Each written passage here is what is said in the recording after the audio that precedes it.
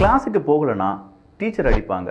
10 நாளைக்கு மேலே கிளாஸுக்கு போகலைன்னா கண்டிப்பாக ஹெட் மாஸ்டர்கிட்ட நம்மளை கொண்டு ஒப்படைச்சிருவாங்க. ஆனால் தமிழ்நாட்டுக்குன்னு சட்டசபை அப்படிங்கிற ஒரு ஸ்கூல் இருக்குது. அந்த ஸ்கூலுக்கு நம்ம தேர்ந்தெடுக்கக்கூடிய நம்முடைய எம்எல்ஏக்கள் அங்கே போகணும். அங்கே போய் அவங்களுடைய அட்டண்டன்ஸை போடணும். நமக்கான பிரச்சனைகள் என்ன அப்படிங்கிறத அவங்க அங்கே டிஸ்கஸ் பண்ணணும். அப்படி டிஸ்கஸ் பண்ணும்போது அங்கே இருக்கக்கூடிய பிரதான எதிர்க்கட்சிகள் அதை எதிர்த்து கேள்வி கேட்பாங்க.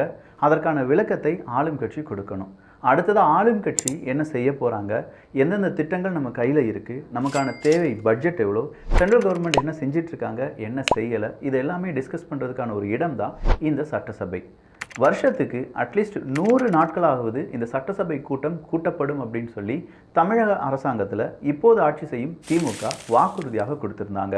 ஆனால் ஒவ்வொரு வருடமும் சில வருடங்கள் 2020-21 நம்ம எடுத்து பார்த்தோம்னா சில தினங்கள் 30 தினங்கள் இந்த சட்டசபை நடந்திருக்கு.